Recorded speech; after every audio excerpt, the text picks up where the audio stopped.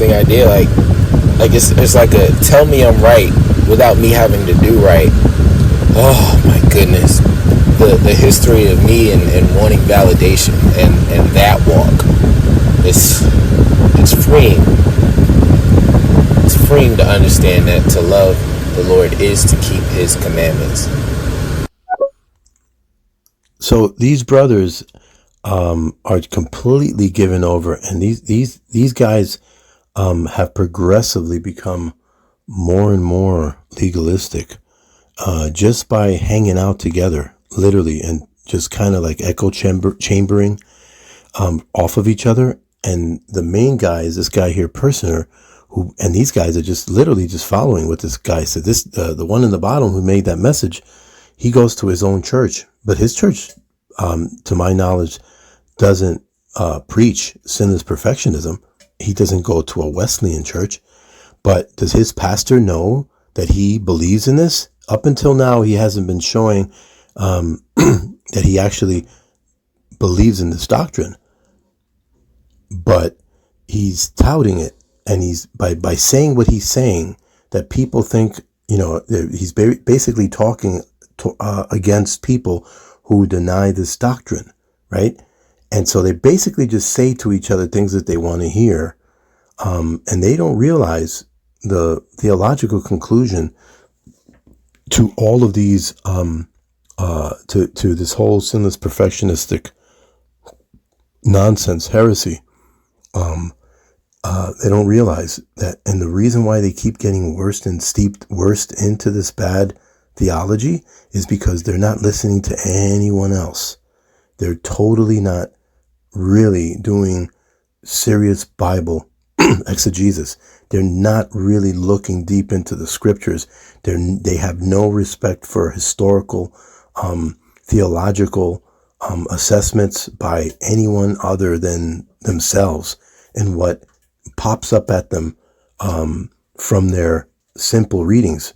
They just don't care. They're kind of, it's sort of like a wokeness. They think that evangelicalism and historical Orthodox Christianity is corny.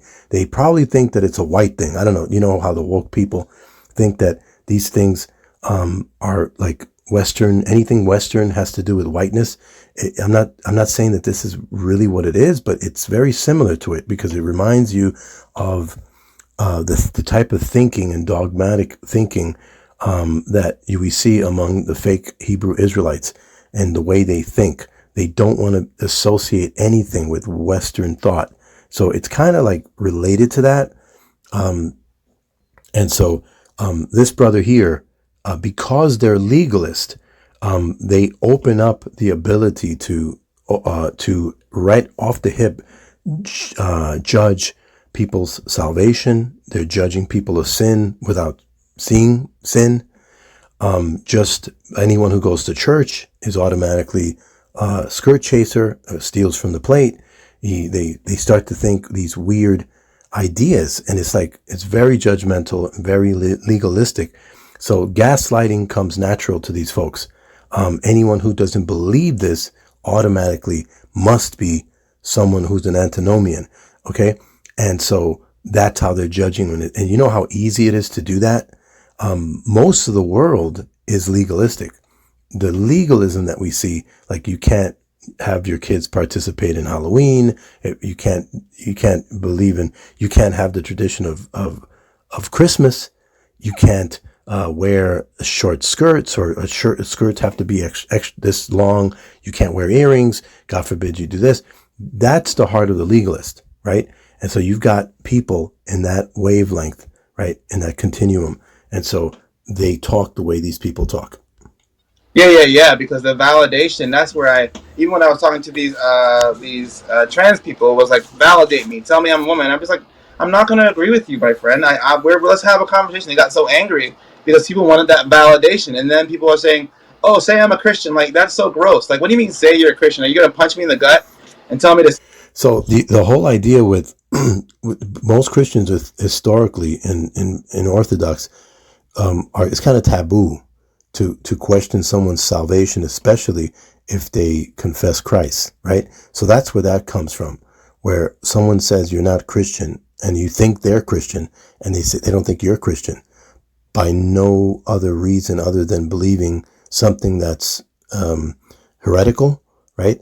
And so if they're because they're legalists, they can quickly gaslight you and call you not Christian because they're trying to judge you. You see? So even though God is the one who determines who's really saved, they feel like they can still judge, right? So somehow they feel like they can get around it by believing that, well, they don't believe this doctrine. This doctrine is the gospel of works. This gentleman here believes that we're saved by faith through grace through faith and works. Okay, so he's got Roman Catholic theology. It's extremely convoluted, and his theology continues shifting back and forth and back and forth. He once touted straight semi-Pelagian and type theology, and he keeps shifting to a sanctification that stops, and then he says that, well, you could and you could not sin, so then it's not perfection, but now he's switching the name from perfection because he sees that it collides with what the logical conclusion of the theology, so now he wants to call it something else. It's some kind of, it's maintenance, you see? So he's making these things up as you go, like a cult leader, a cult member, because they are rebelling against the proper exegesis of the text. And it's not so much that when you look at it, you realize what it's really saying. But when people bring it to your attention and you refuse it, it's kind of scary. It's kind of scary because now you're rebelling against what you see. And if you don't see it and you don't care about authority, anyone else's opinion, you also hate the church, you hate the learning process, you hate the order by which God it uses to teach the church, to purify the church by way of the assembly, the getting together, the pastors, the teachers, the elders. When you do that, you're like, wait a minute, this person is really moving on to cultism. They really are. Say you're a Christian just because you feel bad that you're not believing Christian doctrine, but you want the justification without the sanctification. So yeah, it's no bueno. I don't like it. But so his doctrine, his theology is what is the gospel? Do God's works, do God's commandments. That's what he calls the gospel, and that is not the gospel. Okay, the good works comes as a result of salvific faith. Okay, that's the gospel. God gives you the grace to believe. You believe, and you're born again. Therefore, you're able and empowered to do God's works on the earth, wrought in him. And so that's the gospel, among other things. But he leads with works, with regarding proclaiming the gospel. And it's a legalistic and a works righteousness religion. And it's extremely obvious. Yeah, stop. And this is what I told one of these people that got mad that I said they weren't a Christian. I said, you're so concerned with your assurance of salvation that you're not considering your salvation itself. So he's actually referring to me because I can demonstrate it in the back chats. And while we were having the conversation, he brings this up and he keeps cutting and pasting. Don't be so concerned about your assurance of salvation. Be concerned about your salvation, right? So why? Because he's calling out my salvation. As a legalist, he's condemning me. He's basically saying I'm not saved.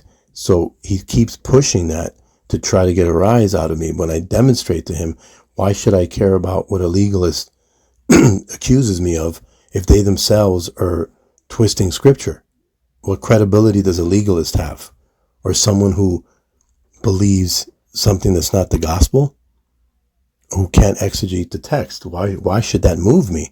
And so he keeps repeating that and cutting and pasting and repeating it. Now he's publicly pretending as though it bothered me when he's been saying it for 2 years. Why would that bother me? I recognize his problem. I'm fully comfortable in my position.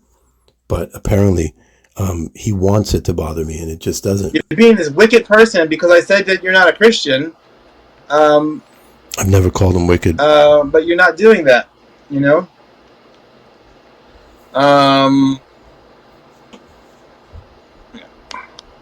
So yeah, so that to me, I don't like it. I don't like his